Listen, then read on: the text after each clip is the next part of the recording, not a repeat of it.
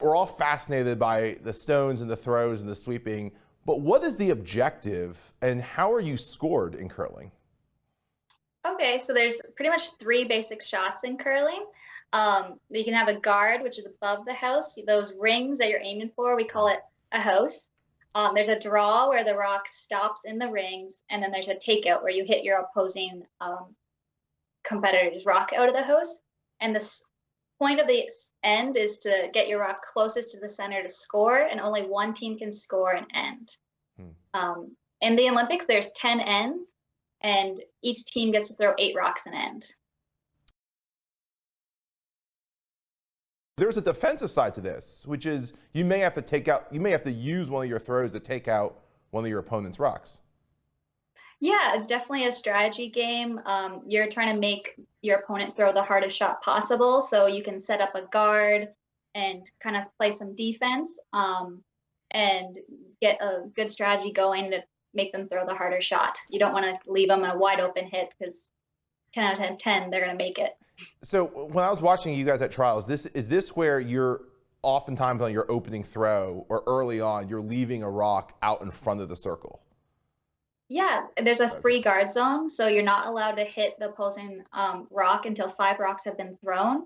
So you want to put that up and they can't take it out. So it's a good setup shot for later in the end to help you score point. So then walk us through, I mean, you said each of you will throw 2 rocks. And so you're going to rotate through the different positions.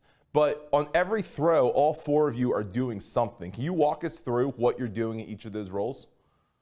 Absolutely. The one throwing gets to throw 2 rocks. Then you have 2 sweepers, and you have the skip at the other end calling strategy and line. And the sweeper's responsibility to communicate to the skip what the weight of the rock is, like the speed, and because it's all about the curl, why it's called curling. So if you want it to be the right speed on the right line to end in the right spot, if that makes sense. You just said, so there's a lot of communication, right? When we're watching, Yes. we hear people say clean, hurry, right off, whoa, like there's a bunch of calls that come out. And all of those things mean something to you guys. Is this the communication of how fast or hard you're sweeping and what direction the rock's going and so forth? Yeah, it's not just our skip yelling at us for fun. We definitely have a strategy and communication. The skip is communicating us the line, so they're telling us to sweep to either keep it straight or help it curl. And the sweepers are yelling back, communicating the speed of the rock to make sure the skip knows where it's going to end up. So we're communicating speed and line, and sweeping can help it stay straight and help the rock go further. That's the $1,000,000 question that everyone wants to know. Does sweeping actually help move the rock? And how does it do that?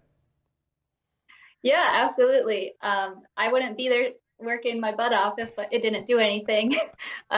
Sweeping helps the rock stay straight, or at the end, you can help it curl over if you need it to move. And sweeping doesn't help it go faster. It just helps the duration of the length go farther. There's no speed component to curling, right? You're not on the clock there's nothing that's timed about this that's rewarded. We actually are timed. If you run out of time, you can lose the game. Oh, okay. Yeah. So we run off thinking time. So every time it's our time to throw, and we're not moving the rock, our clock is running. But once the rock is moving, our time stops. So it's called thinking time. Yep. Got it. So the whole thing is timed, but you're not rewarded for a faster throw to the end. No. We try to save time for our skip, so they're not rushing their shots. You're always trying to like accumulate your time so your skip can relax and make their shot in the end. For starters, the rock is heavier than I think most people realize. How heavy is the rock you're throwing? The rock is 42 pounds of granite. They all come from one quarry in Scotland. And yeah, they're our backbone of curling. We love our curling rocks, and they're actually, each one's a little bit different. before events, we have the opportunity to match them and match the curl and speed of them because not one set of curling rocks are all perfect. Oh, interesting. And so they all come from the same place, but they're all the same weight, but they have different, I mean, I don't want to say personalities, that sounds ignorant, but there's different dynamics to the rocks? Yeah, so curling rocks have running bands on the bottom, and some of them can be sharper. So it can help the rock curl more. So that's called a cutter, or some rocks are straight. So usually or some rocks are slow, or some rocks can be fast. So you want to match them all into like pairs, so it's easier to throw your rocks similarly. Got it. And do you have to choose which rocks you're going to throw before the match starts? Depends on the event. You pretty much can get assigned a color or position in the practice. So if you have every curler, if you're good, you have a rock book. And so we keep track of our rocks all across the country or different state, all across the country. So it's kind of like your curler's Bible. You want to know all the rocks and all the events and match them all. And you have night practice at night to have a perfect set. The rocks are different. What about the brooms that you're using? Are there different kinds for what you want to do in that throw? No, we all have a select equipment brand we use. Our team's a hardline team, and so we love our hardline brooms. They work great. And so we're not allowed to use any other broom. It's at the beginning of the event, you get your broom taped up, and it's kind of it's illegal if you switch brooms with another person. So you have to keep your one lonely broom. Oh, wow. Okay. So what you're doing as far as sweeping, that is completely dependent on your skill set. You don't switch brooms during that match. No, in the past you were able to switch brooms and material, and it became too effective to have certain brooms that you could carve it too much. So they wanted to limit the technology on sweeping, so we all have the same pads and same material on our broom heads to make it more even. And then I think the other $1 million question, besides the sweeping help, is how do you not slip on the ice? Because you're not wearing skates, right? In all these other sports, they're wearing skates, but you're not. And you're walking, running in many cases on the sheet of ice. What are you wearing, and how do you not slip and fall? Oh, I've fallen plenty of times, but you have to tell us that, Ms. Taylor.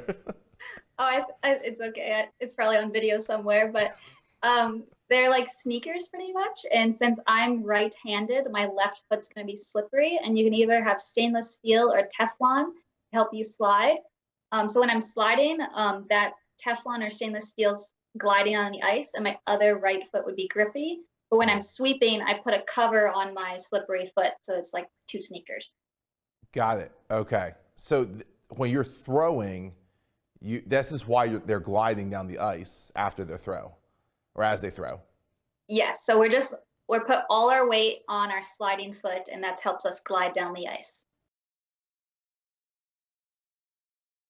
As Americans all over the country tune into the Olympics and they watch curling, what else should they be watching for to really understand the sport and get all that's worth?